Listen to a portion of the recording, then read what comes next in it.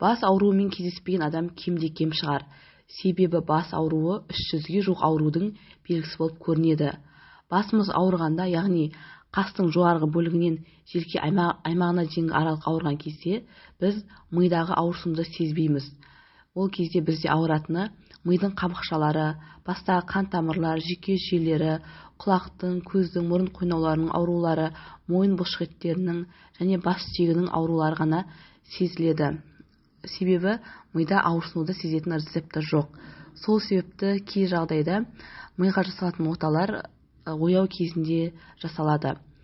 Ал бас ауруына келетін болсақ, бас ауруы біріншілік және екіншілік болып екіге бөлінеді. Біріншілік бас ауруы ол 95% жағдайда кездеседі. Яғни бұл бастың өзінде болатын ауырсыну, ол басқа жүйелерге, мүшелерге қатысы жоқ және ешқандай мүшелердің органикалық зақымданулары болмайтын ауру.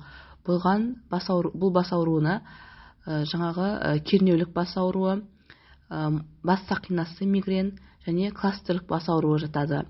Және бұл бас ауруы жиі кездескенмен қатерсіз болып табылады. Ал екіншілік бас ауруы дегеніміз бұл басқа жүйелердің әсерінен, басқа зақымданулардың әсерінен, басқа аурудың әсерінен көрінетін бас ауруы. Бұл 5% жағдайда кездеседі, яғни сирек кездеседі. Бұл ауруларға бастың әртүрлі жарақаты, артериялық гипертензия кезінде қан қысымы көтерілгенде ауырсыну, қан тамырларының әртүрлі бұзылыстары кезінде, яғни инсульт кезінде ауырсыну, мойын омыртқасының әртүрлі аурулары кезіндегі зақымдалу және психикалық аурулар кезіндегі бас ауруы жатады. Бас ауруының қаншама түрі болуына байланысты оны анықтау тәсілі және емі де әртүрлі болады. Енді әрбір ауруға жеке тоқталатын болсақ, біріншілік бас ауруының ішіндегі кернеулік бас ауруы немесе головная боль напряжение. Бұл жер беті халқының 80%-ында кездеседі және ер адамдарға қарағанда әйел адамдар көп ауырады. Бұл бас ауруы қатерсіз, яғни тез жазылады. Бұның себебі әртүрлі эмоционалдық тұрақсыздық, яғни уайым, қорқыныш, стресс кезіндегі ауыратын бас ауруы, сонымен қатар дәрілік препараттарды көп қабылдаған кезде бас ауруы және ұзақ уақыт мойынның, бастың бұлшықеттеріне күш түскен кезде болатын бас ауруы жатады. Бұл бас ауруына әкелетін факторлар, бұл бір қатты қиын жағдай болған кезде, стресс болған кезде, депрессия болған кезде, уайымнан болады бас ауруы, және көбіне студенттер экзаменге дайындалып жатқан кезде болатын бас ауруы, ақыл-ой жұмысымен көп жұмыс жасайтын адамдарда, офис қызметкерлерінде және бір орында ұзақ уақыт бас пен мойын бұлшықеті қимылдамай жұмыс жасайтын адамдарда, яғни компьютерге ұзақ қарап отырған салдарынан және көлікті ұзақ уақыт айдап жүрген көлік жүргізушісінде осы ауру жиі кездеседі. Айтып өткендей, бұл ауырсыну бұлшықеттерге массаж жасағанда, демалғанда және тынышталғанда кетеді, қатерсіз. Бұл кезде бастың ауруы сақина тәрізді ауру немесе басқа бір қалпақ киген сияқты төбесінен қысып ауырсыну болады. Бұл ауырсыну бірнеше сағаттан 2-3 күнге дейін созылады және бұл ауру кезінде ешқандай қысу немесе жарыққа тітіркендіргіш сезімталдық болмайды. Екінші мигрен немесе бас сақинасы, бұл кезде ауырсыну бастың жарты бөлігінде болады. Оң жақтық немесе сол жақтық. Бұл кезде жарты беттегі көз, самай, төбе, желке аймағында ауырсыну болады. Және ауырсыну соққы тәрізді ауырсыну болады. Орташа дәрежеден қатты дәрежеге дейін ауырсынады. Бұл кезде сонымен қатар жүрек айну, құсу, жарықтан қорқу, жарыққа деген сезімталдық, әртүрлі дыбыстарға деген, қатты дыбыстарға деген сезімталдық, бір иістерге деген сезімталдық болады. Яғни адамдар ол иістерді, жарықтарды қабылдай алмайды. Сонымен қатар бұл кезде кішкене физикалық жүктеме түскен кезде, бір әрекет жасаған кезде ауырсыну одан сайын күшейіп кетеді. Бұның ұзақтығы 3-4 сағаттан басталып 3-4 күнге дейін созылады. Сонымен қатар бұл ауырсыну қарапайым анальгетик дәрілерді қолданған кезде кете қоймайды. Және мигрен ұстамасы болып тұрған кезде көзге зигзаг тәрізді, жұлдыз тәрізді немесе жарық тәрізді бетінде бұлдырау болуы мүмкін. Одан кейінгі кластерлік немесе түйіндік бас ауруы дейді.